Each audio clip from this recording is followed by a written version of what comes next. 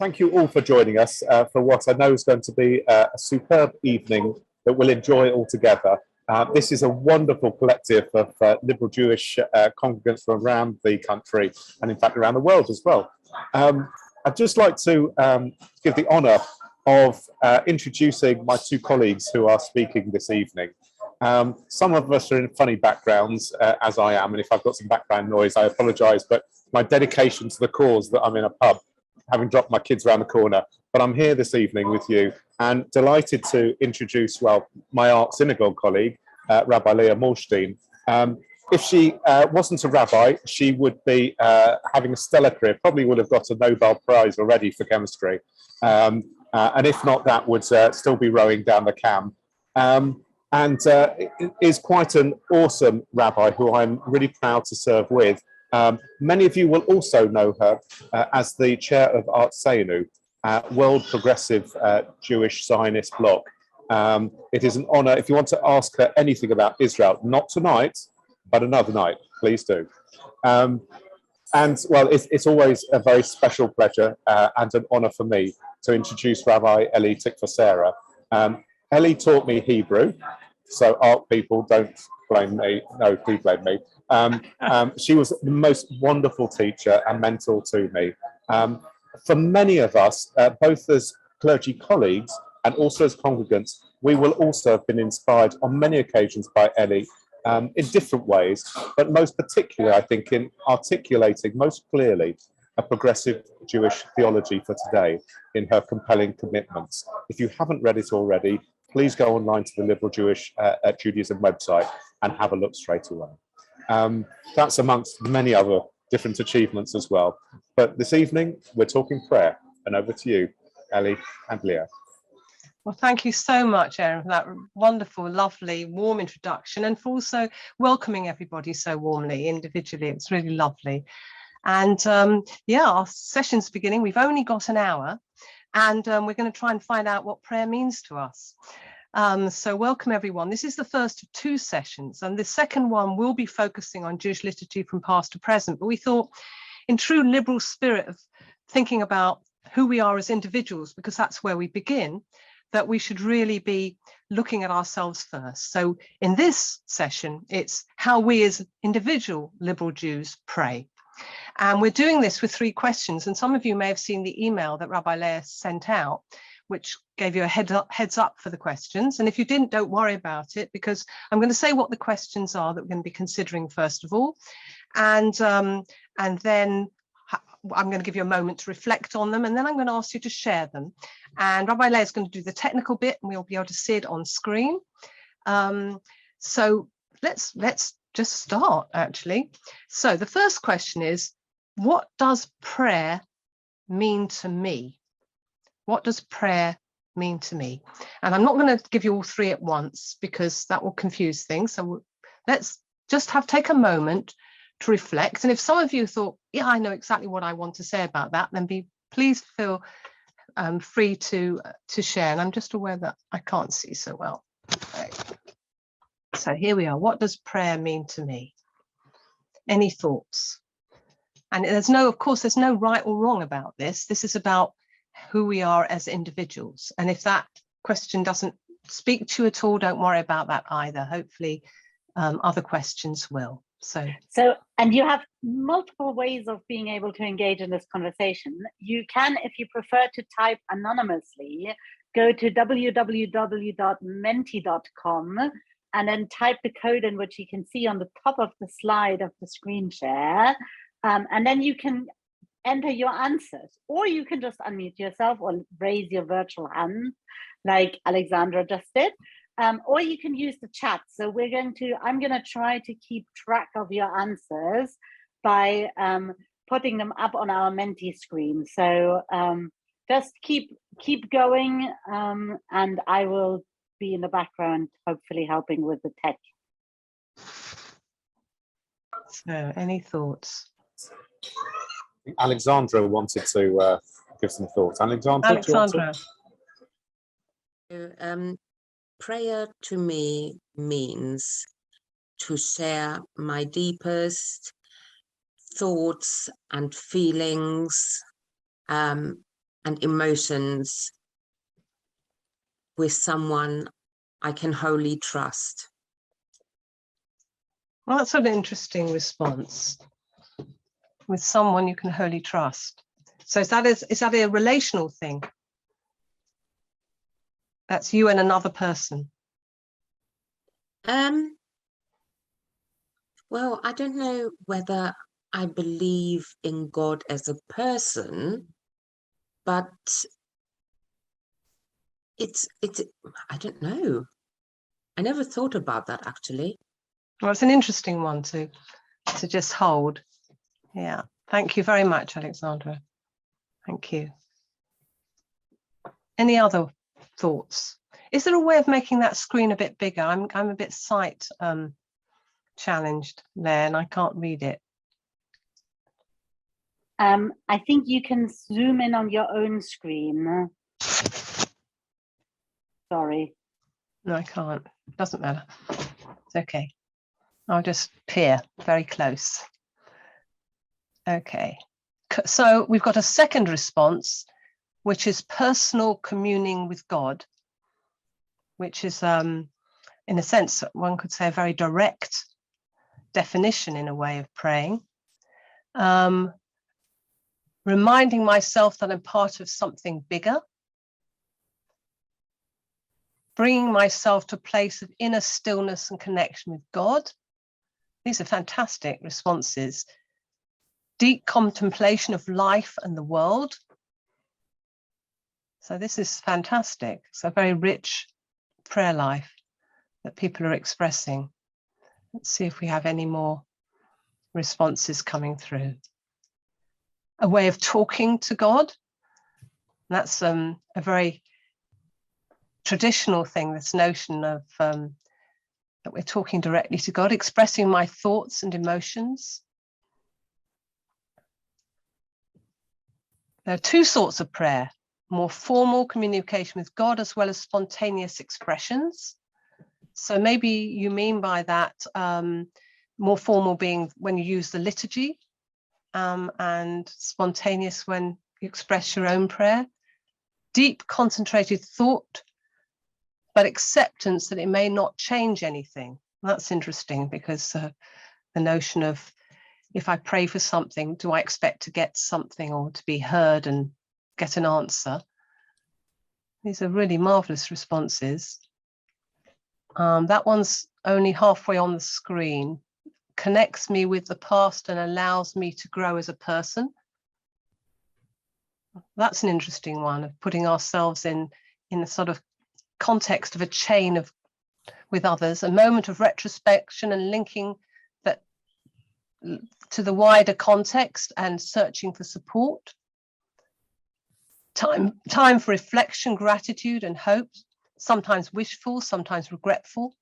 Focus on the impact this reflection has on me, not with a view to change or influence. Well, that's quite complex, isn't it? And somebody said, I struggle with the concept of prayer. And I think there'll be a lot of people, and we're aware, Rabbi Leah and I, when we set this question, that we don't want to make the assumption that everybody does pray, or even that prayer is something that people do easily. So I think struggling is important. Reminder of values and hopes I hold dear, and a bit of reckoning with how I measure up to them. How I measure up to them, I'm not quite clear what that, how I measure up to the prayers that you express. He's very thoughtful. A way of hearing the voice of the divine. Well, that's an interesting one, isn't it? Because so often we're talking about prayer as it's something we're doing. But of course, it is an opportunity to listen as well as to express something. Elli, I think just to help you as well, the reminder of values and hopes is connected with the one about how I measure up to them. I think they're both connected together. So there's something which is values and ethics driven as well, maybe. Right. Sorry, I'm because of my sight thing, I'm trying to read these, but I especially appreciate the voice of the divine through music. Oh yes, remind of values and hopes that I hold dear. I can now see that one. A moment of retrospection, linking that to wider context and searching for support. Connects me with the past and allows me to grow as a person. Acceptance that it may not change anything. Ritual prayer is a sense of belonging. Now, of course, we will be doing more about the history of liturgy next time. But of course, when we individually express a prayer, we're aware of our connection with others and maybe also with our people. Undertaking certain mitzvot is like participating in prayer to me, including learning and participating in Jewish learning. And of course, that is very important. Again, I suppose we could say that sometimes we define prayer very narrowly.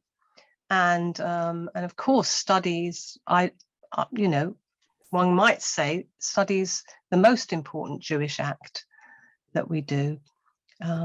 So thank you very much to the person who shared that one about Jewish learning, because in fact, that's what we're doing here. This is a form of prayer, is the fact that we're learning and sharing together.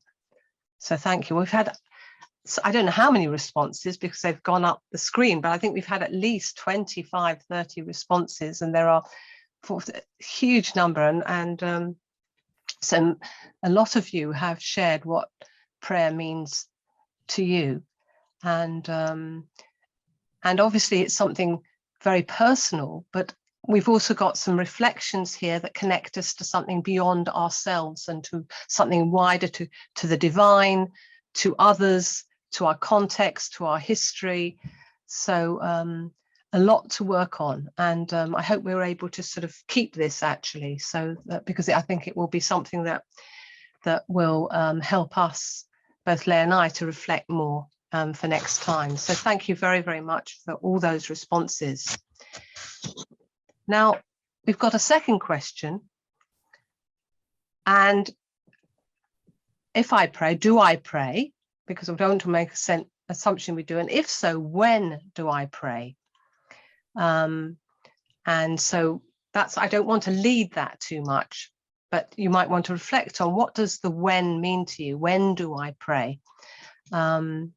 So those who would like to share that, please do. You might want to take a moment to reflect.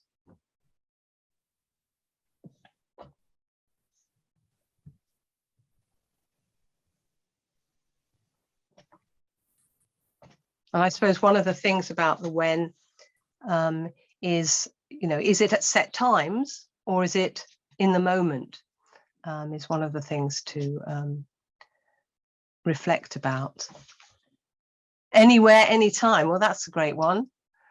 And I suppose some people it may be more of your everyday vocabulary and vernacular to pray. And Alexandra, I can see you again. Have you, do you want to say something? For me, it's not a when do I pray. Sometimes I might not even actually know in the first instance I'm doing it. It's more sort of like I'm talking away in my head, and then it just turns into a prayer. It's sort of, it's not any particular time. Yes, of course, when we have a service, Shabbat, then it's at a specific time, but otherwise it just happens. Mm-hmm. Okay, so it comes upon you. Okay, thank you for that. And I can see a few coming up here. I pray in the morning when I wake and in the evening on reflection, but at any time that I feel the need to. So that's sort of waking and sleeping are very important times of our openness, aren't they? Not necessarily a particular time, just happens. I pray in the synagogue with others. I try not to be too structured, but I like to set intentions earlier in the day and practice gratitude and reflection in the evening when going to sleep, and see both these actions as forms of prayer. That's rather lovely. Especially when I feel the need. I pray at shul and whenever I feel the need. I try to pray in the morning and also do during the day as opportunities present themselves when I need to. And that sense of praying when it comes up for us as something that's important. And it's an interesting juxtaposition between that and structured times. But of course, even without a prayer structure, the morning and evening are the times when possibly we are the most open, and to a sense of ourselves in the world, waking to the world and going to sleep at night. But I do take the point that the when can be very varied. In shul, as part of the silent prayer, and in moments of emotion, happiness or sadness, I try to pray every day, giving thanks for life. Yeah, that sense of prayers, thanksgiving is a really important part of Jewish prayer, of course. And it's interesting you mentioned silent prayer, because in my long experience as a rabbi for the past 33 years, people have often shared that they find the silence in services the most challenging around what to do with them. Because I think silence is an opportunity, isn't it, for that reflection that's not just being directed externally. Daily prayer ebbs and flows, sometimes 3 times a day, sometimes just once. Shabbat, and I can't see what's below that. Shabbat services are always important to me, though. Yeah, and of course we're conscious as we're doing this that we are coming from congregations where that's a familiar experience. When both good and bad things happen, I pray as part of my journaling at the end of the day as well. That's an interesting way of connecting, giving an account of our day with saying a prayer. Thank you. These are really thoughtful reflections. It's wonderful to be able to share them. At many different times, but for me, prayer comes most naturally when I'm enjoying natural surroundings. I think a lot of people would identify with that. I pray in the synagogue and also pray when I stop to really observe things around me and I feel the greatness of life.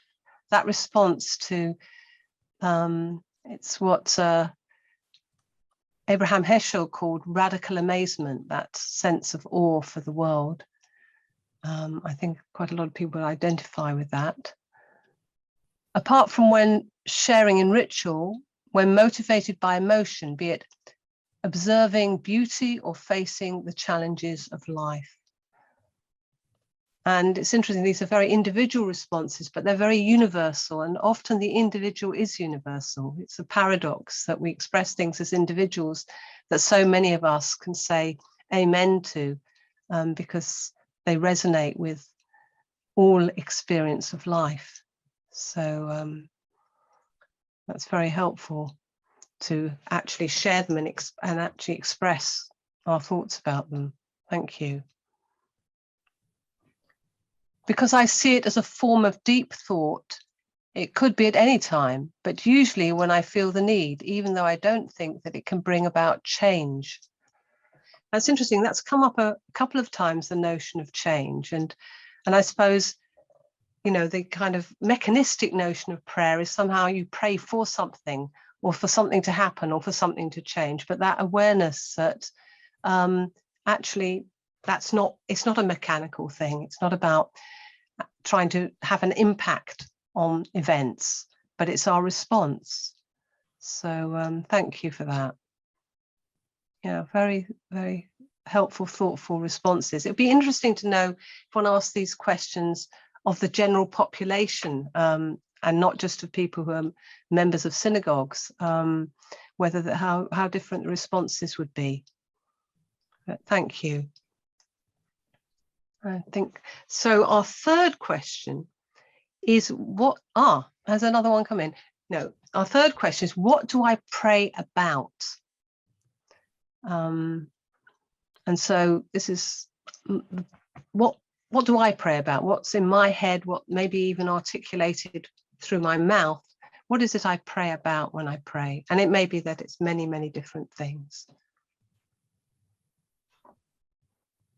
Let's take a moment to reflect.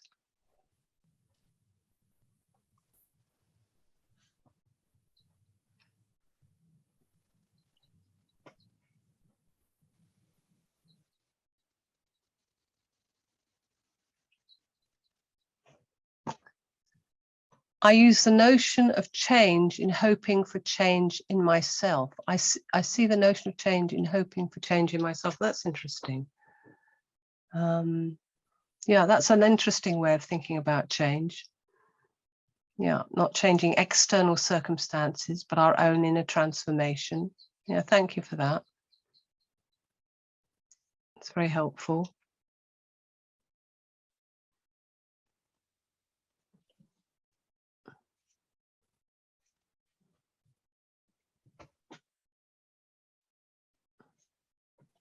Sometimes ask for help to understand something. Well, I think that's something that a lot of us will recognize, actually. And sometimes that's actually articulated out loud. I pray for peace and the well-being of my family. That's lovely. When I was growing up, I grew up saying prayers at night. And the prayer I said, which was the English prayer apart from the Shema, was prayers for my family. I'm asking God to bless them all. But I think that's quite an old-fashioned thing. I don't know how many people do that anymore. And that's another interesting thing about children and prayer, actually, and the extent to which we encourage our children to pray.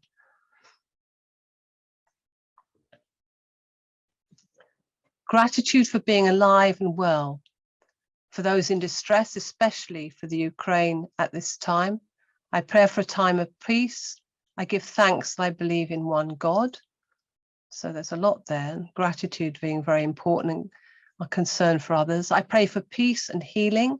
I pray for patience, strength, and compassion for myself and others. The little things in life, even on days when there isn't much happening, I pray for the gift of good health and living. And yeah, it's so important that we don't take those things for granted, those little things. Thank you for that. My prayers affirm my hope for a better future, and I pray for strength to deal with the challenges of life. And we've had that come up a couple of times now, the idea of the challenges of life, and our response can be one of prayer as we face them. Thank you. Mostly about everyday things that are unfair, and I pray to be the best person I can be. Yeah. So sometimes that prayer is a kind of inner conversation, isn't it? It's our way of negotiating the world around us and our responses. Yeah. And maybe if you haven't said anything yet, these thoughts are something that you can say amen to. Often thanks for big and small gifts given, for protection, help, for those facing challenges, big or small. Mostly asking for others, either health and well-being or resolution to their problems, expressing my gratitude for being alive. Also in the transformation of me, all I can influence is how I react to or think about something, so use it to center myself. Also being kind to myself, how we speak to and being compassionate to ourselves affects how we treat and deal with others. Yeah, how important that is. Especially in the synagogue and during the silent prayer, I try to pray in a way that relates to the whole congregation, for people in general, not just me and my family. It helps me to see beyond my own problems. Prayer for the sick and those who have passed on, for the strength to deal with life throws, for the strength to deal with what life throws at me, and for understanding, for learning, and for my family. Yeah, there's a lot that we pray about, and not just for ourselves, but for others. And the whole notion of change and transformation, health and well-being, how we deal with the challenges of life. That's very rich.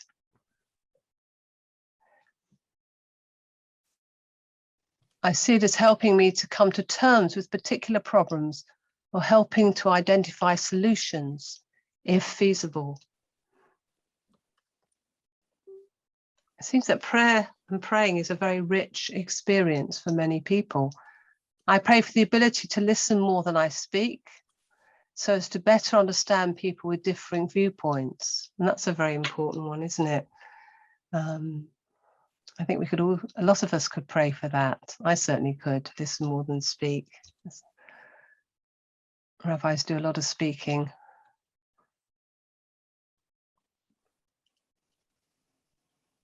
We've had some wonderful, wonderful responses to those questions. We're getting a few more. We're getting a few more wonderful ones. Wow. Sorry, I'm just That's too all right. slow in typing. People Oh, are of so course, you're typing all of these.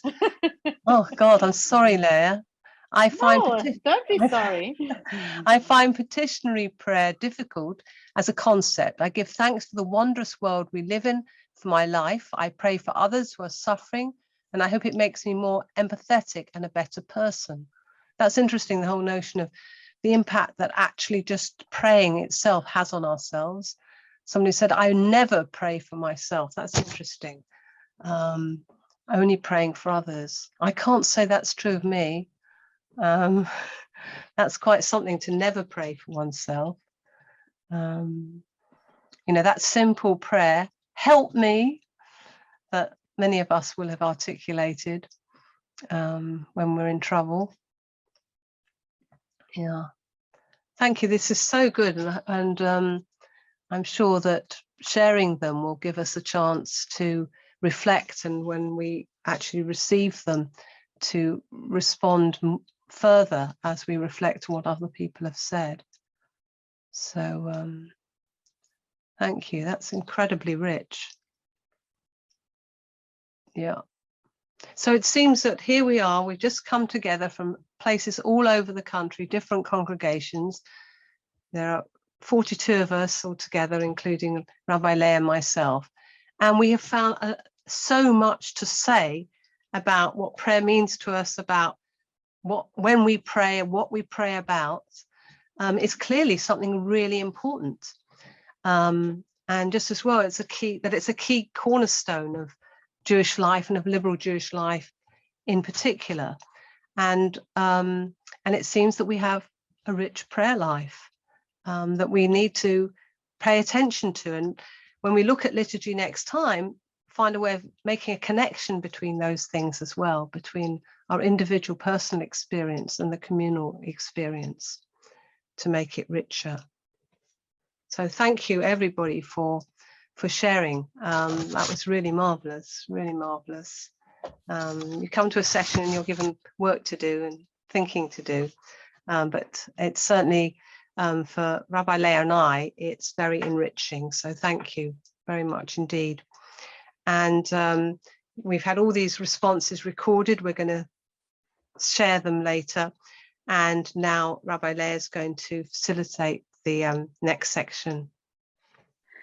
So thank you so much, Elli, for taking us through this really meaningful first block. And thank you to all of you, especially for sharing so honestly your thoughts about and reflections about prayer.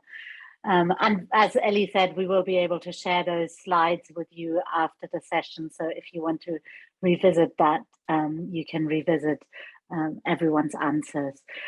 What I wanted us to do is, one of the things that we saw come up when we talked about, do I pray, when do I pray, and even in the section, what does prayer mean to me, we started to see the influence of our synagogues, our synagogue lives. So what we want to explore in this next block with you is, what do we feel when we are entering synagogue services? How does that change how we pray? And how does communal prayer enhance or detract from our personal experience? And in order for us to have a bit of a better conversation, because we're going to try to do this part not with the slides, but instead by being able to talk to each other, as we're going to go into two groups, so that our group will be a bit smaller, and hopefully everyone will be able to unmute themselves and join in the conversation.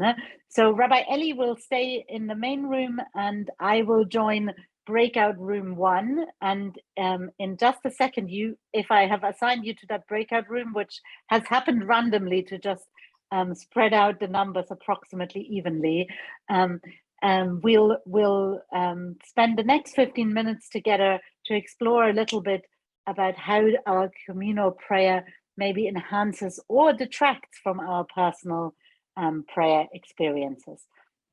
So I'll see those who are coming to me into the breakout rooms in a moment, and otherwise enjoy your time with Rabbi Elli. Well, thank you, Rabbi Leah.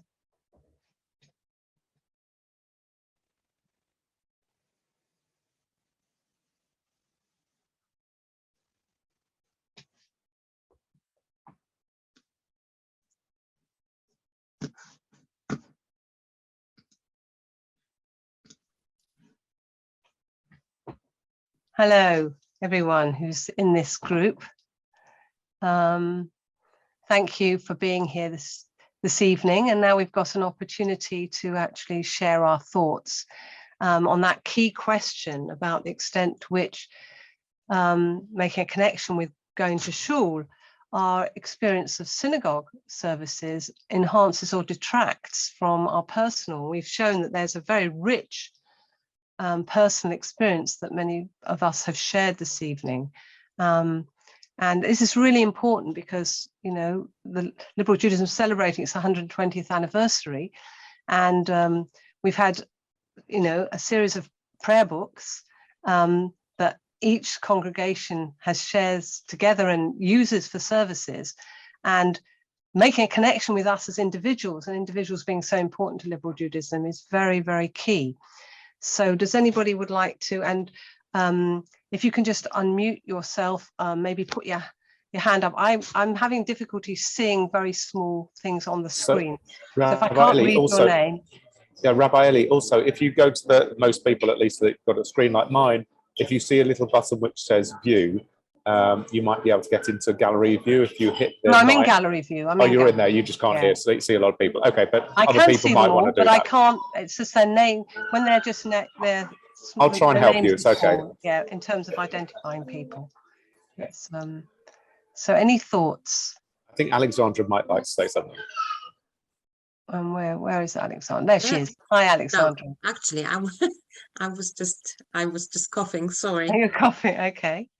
And I'd suggest if anybody does, I know it's old-fashioned, but just putting your hand up. Owen, put his hand up. That's great.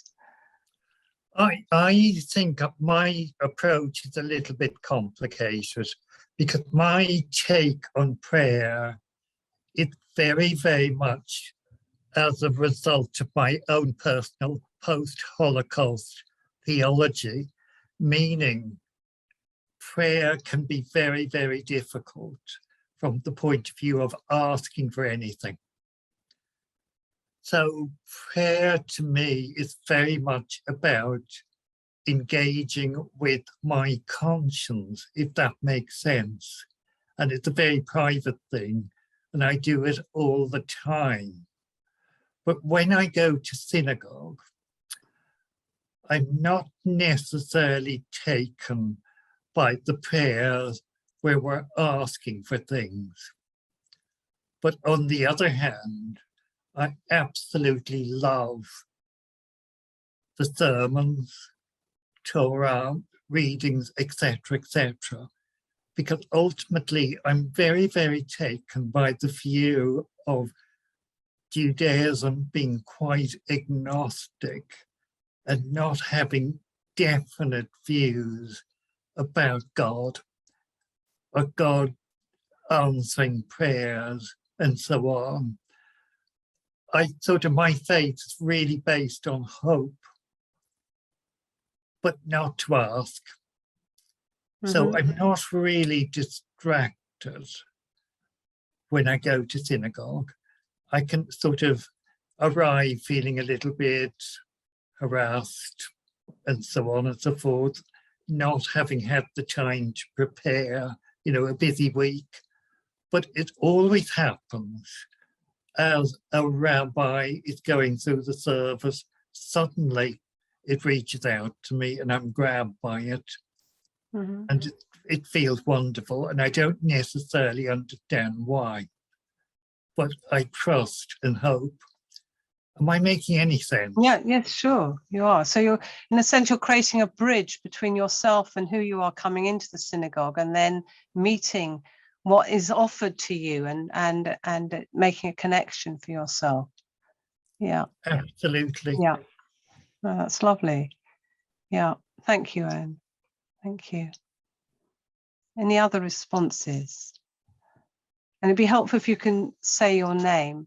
So I don't know everybody. I do know Owen, but I don't know everyone.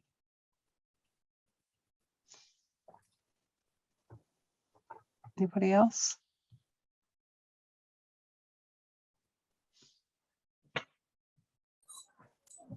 Sorry, Ellie, I might just say something whilst others come to some thoughts as well. What I loved about what Owen said as well is that we can be a congregation of people who come together for many different reasons at the same time. Owen may be sat next door to me, but have a completely different idea of what's going on. But we have some fellowship in this. We come together and we connect. And for me, that's very powerful as well. When I feel that I need something or I want to offer something, the idea of doing it with other people is so important. And just the act of prayer engages us in that way. Yeah, just being brought together, absolutely, in all our differences. And this is why the whole thing of the individual is bringing themselves as an individual is so important. And one of the reasons why we wanted to actually ask this question about the extent to which the synagogue detracts from or enhances in terms of our individual person going into the synagogue and being in context of community. Now, there's innumerable times people say to me, I felt low when I came, but I now feel lifted up just by being with people. That's so important. But it's also something beyond the being with people that we want to explore as well. Alexandra now does have her hand up. Okay. Thank you. Yes, like we had a session with Rabbi Rene last night, and he said something what really struck me. He said, well, we are a bit of a dysfunctional family. And I thought, do you know what? Actually, maybe we are, but that's okay.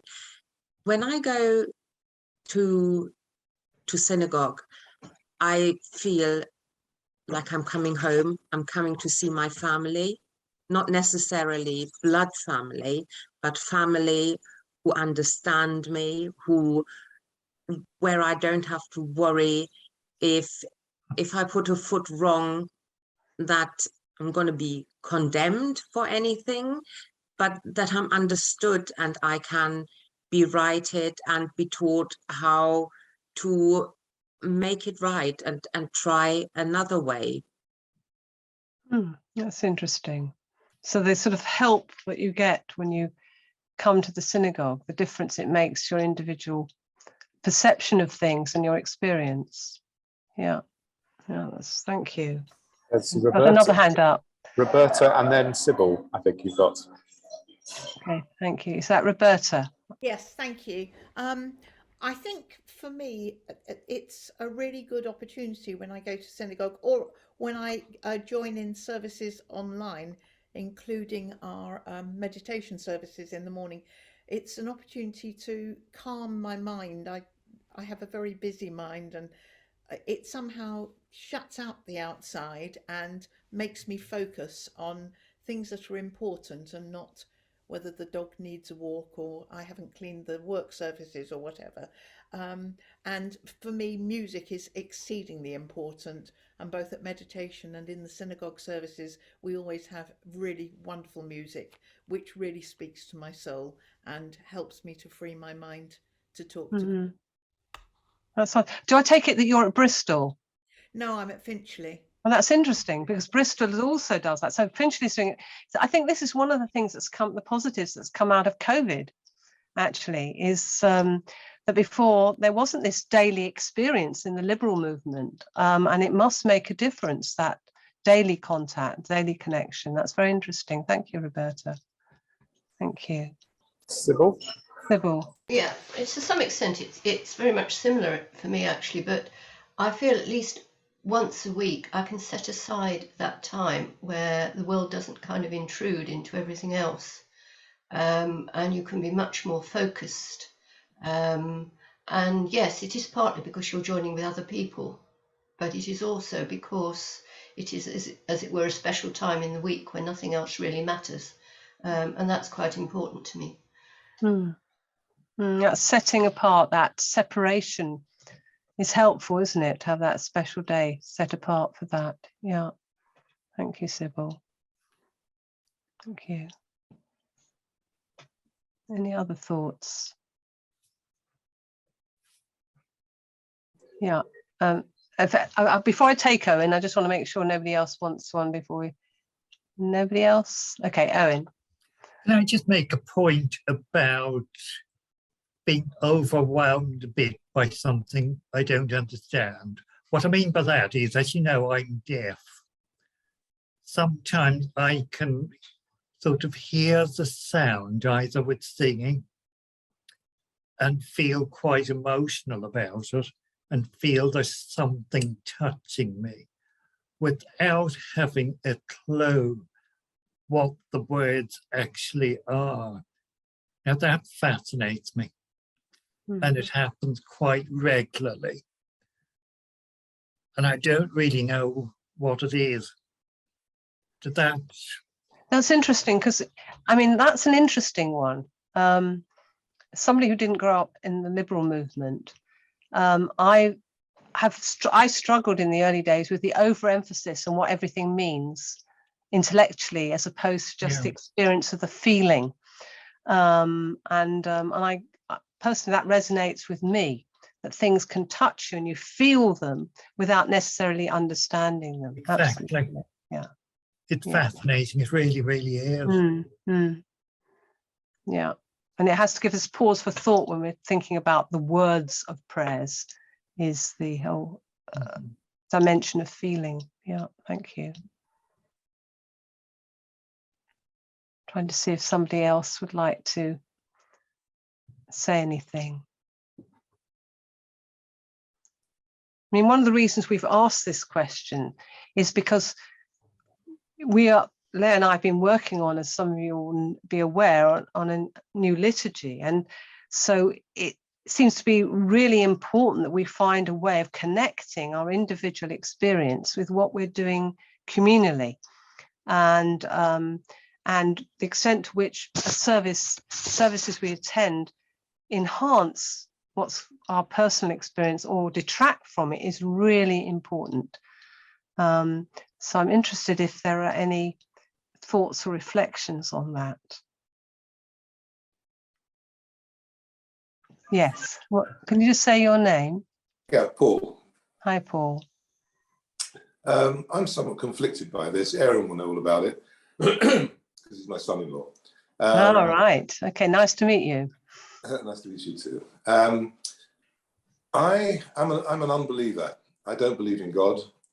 I do believe in community. I believe in communal prayer because it's something that the community does together. I don't even know what prayer really is. We haven't divided. In fact, the whole evening we haven't actually defined what prayer is, and it's probably a different thing to many people. I never pray on my own. I never feel the need to because essentially you have to pray to somebody. Otherwise, it's probably just meditation. Within the synagogue, I appreciate the communal prayer, and the familiarity of it, and what you do together is brilliant, and that's really lovely. I was brought up in the United Synagogue. I was bar mitzvah in the United Synagogue, and what we had there was the ability to be able to tune out at any point in the service. In fact, many people do tune out in the service and probably have a conversation with the next door neighbour about the stock market or business or whatever, or the hats. But you did have an opportunity to tune out completely, and you could sit and meditate, and the service would sort of go on around you, and they just join in again when you do it. Because we pray communally, and literally together, and we say the prayers in unison. We sing the songs in unison. The amount of time in the service that we actually have for silent prayer is tiny. In fact, there's hardly any. There's one small portion mostly, and it doesn't last for more than 30 seconds. I'm very conflicted with it because I value Judaism and the synagogue and community for all sorts of reasons, and I think they're really important. But religiosity and prayer doesn't do it for me. I have to say, I find it very difficult. You've raised a very important point. So whether or not you do, you are actually expressing that there's something about us doing it all together in unison and not allowing any space for individuality. Yes, absolutely. And that is a problem, actually, with how we connect as individuals. So I would see that as a detraction, that we do everything in unison, where it's literally brought along the whole time, and where the space is, we're not allowing much personal space. So so you may never pray, but there's something in you that wants some personal space. Yes, it's a meditation. Yeah. It's time to think. Yeah. And it can be, although you've got people praying around you or saying prayers around you or singing, it can be more peaceful and easy to do it there than it can at home or walking down the street with all sorts of other distractions. It's a weird thing. It's quite strange. That's very helpful. Thank you for saying that, Paul. Thank you.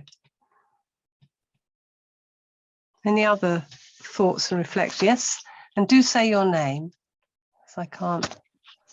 My name's Georgia. Can you hear me? I hear you, Georgia. Yes, hi. Hello. So for some context, because I actually think that's quite important to this, and think some of the opinions I've maybe got. I'm not currently Jewish. I'm a prospective convert, and so I haven't been engaging in synagogue life for all that long, probably about 6 months, and because of the pandemic, not at all yet physically. It's all been virtual. My only experience physically in a synagogue previously is Orthodox synagogue, so very different experience. And I think so it's actually something that Paul had said a minute ago that I actually that I disagree with, in terms of the idea of what prayer is, and that the idea that prayer has to be to someone, because I don't see it like that at all, because I don't see God as someone. And back to something that Owen said earlier as well, that's part of the attraction for me to liberal Judaism, is the fact it isn't defined, and God can be to me what it is to me, and that can be different for someone else. And so the idea that what I found, I think, and I've not struggled with necessarily, but as you say, the kind of going through the motions sometimes of a synagogue service can sometimes feel a little bit, not impersonal even, just maybe especially for someone who doesn't understand very much Hebrew, even more kind of like just tick box sometimes. And it definitely varies depending on the theme of the service, what the Torah portion is that week, which rabbi it is, and other things going on and affecting it. And so I think there's never going to be a perfect answer that works for everyone and is what everyone would want. So maybe a bit of variety, so it isn't always just the same rubric of this is the layout and this is what it looks like. It might be that some weeks are better for other people depending on what you like. I had my first meditative Shabbat evening service the other week, and I loved it. I meditated for a long time, and it was my first time kind of seeing that and Judaism come together, and for me it just all of a sudden spoke to me and was like, yes, this is brilliant. And so, but I can totally see why for some other people it wouldn't work at all, because it's just not their thing and they prefer a song, for example. So yeah, I think there's a lot of I don't know what my point was there were lots of bits to that.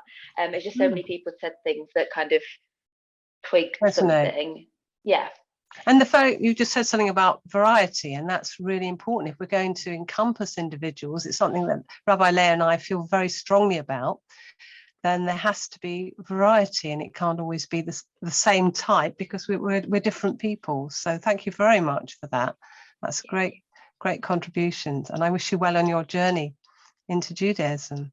That's lovely. And I can see that Rabbi Leah's come back. Yes, I said if I don't come back on time, we're both the yekkers, so we'll get nervous for it. But I can see Sophia still has her hand up, and I think she probably waited patiently. So why don't we let Sophia still comment, and then we'll come back to our summaries from the breakout group. Thank you, Rabbi Leah. Hi, I'm Sophia Spiegel. I know Rabbi Elli because I used to be at her congregation. We all miss you very much, and hope to see you soon. One of the things that wasn't mentioned, which for me is very important when I'm praying in synagogue and going through the rituals in synagogue, is my connection to my ancestors. And that for me, doing the rituals and doing the prayers is not just connecting with my heritage, but also honoring them. And I feel much closer to them when I'm saying the prayers, not just with the eternal one. So do you mean your personal ancestors, Sophia? But both my personal ancestors, but also much further down the line, as far as the line goes until Abraham or whatever you believe that in. But I really feel the generations, Lador Vador, for me is a very important concept from generation to generation, and that really speaks to me when I'm doing prayer. Well, thank you for that. That's an important dimension that we haven't looked at yet. Thank you. That's great. And that's a wonderful transition, because actually in our breakout group we did this exact thing came up about how coming together, praying as a community doesn't just connect us to the people who we're praying with in that very moment, but also to that community and what that community means to us, to the, if it's our home community, to our family, to everything. So I think we talked a lot in our breakout group, and I'd love for 1 minute to hear from Rabbi Elli also a short reflection on what you and your breakout group talked about. We spend a lot of time really exploring how many things actually enhance our experience of personal prayer, and how it's just not always the same modus operandi of, we talked about this with language, that people said, when I pray on my own, I tend to pray in one language, but in synagogue, I like the fact that there is Hebrew and that there is English, and that I can lose myself a little bit in the text. We spoke a lot about music and the power of music to connect us, to focus us on the text, to allow us to transcend the text. So we had a wonderfully rich conversation, which is impossible to summarize in 1 minute, but I'm going to give Elli a go to try to do that for her group in 1 minute. Yeah, I mean, it was a big group, and there were a variety of things. It's interesting how groups chosen totally randomly actually had slightly different themes. So in ours, the whole thing about the individual coming into this communal space, and what that meant and how that resonated, and the issue that it's not necessarily about praying, it is the being there that changes things, but also the issue about about variety and diversity, the fact that we have a notion of doing everything together in unison doesn't necessarily leave a lot of space for the individual, came up as well.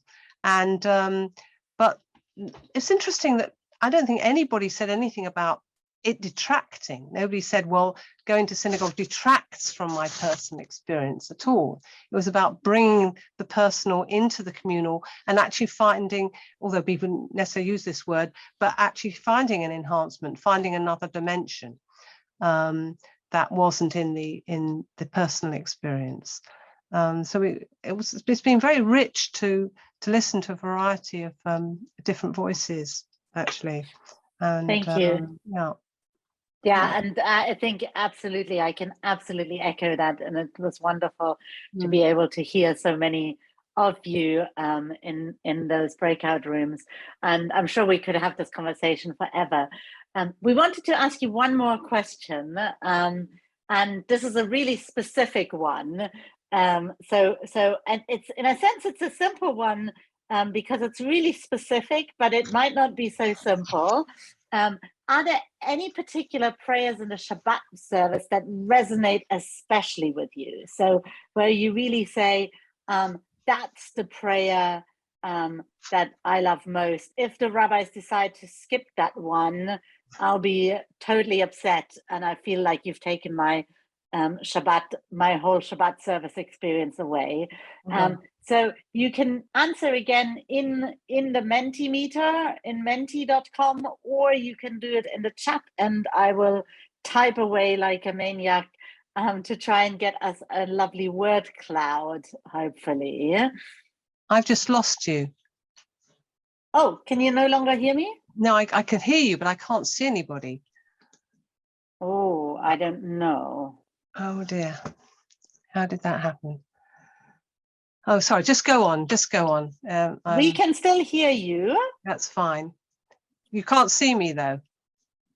I can see we you, can Rabbi see Elli. you. Oh, that's all right. As long as you can see me, I can't see you. That something's And happened. I can see so- Rabbi Leah, but nobody else. That's Oh. probably because I'm sharing the screen.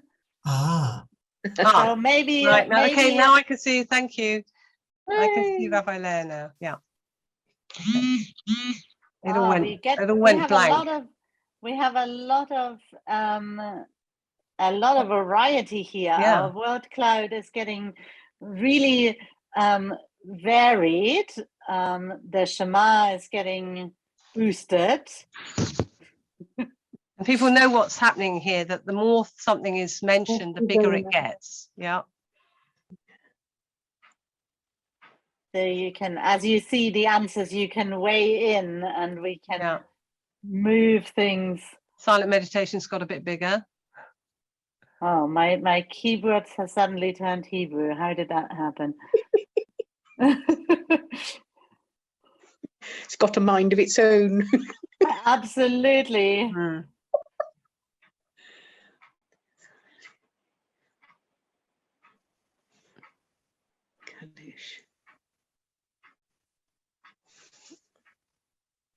This is very interesting. Because when people are talking about their personal prayers, praying for peace came up a lot. And I can see Sim Shalom is getting bigger. Kaddish is getting bigger.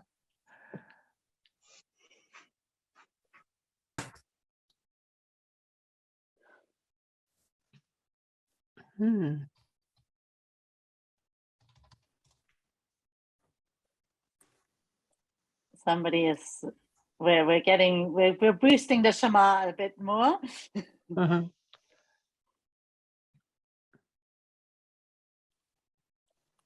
It's interesting that the basically the Amidah is quite small. I mean, Elli Netzor is there, but the Amidah is not featuring much.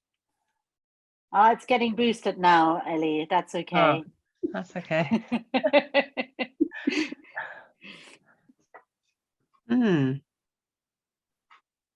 That's interesting.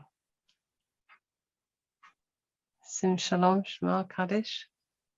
I think Kaddish, is Kaddish bigger than Shema now? It's difficult to tell because it's different It's colors. probably the same size. Same, yeah. Wonderful. Okay, so unfortunately, maybe you can keep going at this, but I'm going to hand over to Rabbi Elli for wrapping up. So if you want to still weigh in the chat, do weigh in. But as our time is up, we said we would end on time. I'm going to hand over to Rabbi Elli to just close the session. Yeah, I just want to basically thank everybody for participating, contributing. So it's one thing for Rabbi Leah and I to say, this is what we want to do with the session, but it completely depended on you. So thank you so much for sharing your personal experience, for being prepared to explore your personal experience and think about how you relate that to the synagogue, because that's going to be a fantastic introduction to what we're going to be doing next time with liturgy from past to present. We have this, we put a prayer book in our hands, but we're putting it in our personal individual hands. So knowing, where we are with it personally, our sense of prayer is so important. So just want to thank you just very much for making this session what we hoped it would be, but it completely depended on you. So, and I hope you don't feel shortchanged that we did that we made it you doing things rather than us doing things. But we really did think it was important to start with our personal experience. So thank you very much. Absolutely. Thank you so much. And we look forward to welcoming you to our next session at the next block. And of course, next week there's 1 week break because we thought we had a scheduling conflict, Rabbi Aaron and I, which we don't have, but now you all get a week break. And then we will have one more session. I don't know if Rabbi Aaron is with us, and now at the top of my head, I can't remember. We actually have 2 more sessions, but now at the top of my head, I can't remember. I'm with you. We've definitely got a session with, I think our next one is with Rabbi Tanya Sakhanovich, relating to Eco Synagogue. And finally, we join Rabbi Rebecca Burke, who is talking about the work with citizens and especially around settling refugees within the community. Yeah, absolutely. Wonderful. So we look forward to seeing you for that. And thank you so much. Good night. And thank you. Good night, everyone. And thank you so much for spending your time with us this evening. Bye-bye. Thank you both. What a fantastic evening. And thank you, Aaron, for helping to facilitate. It's been pleasure. Yeah, thank you.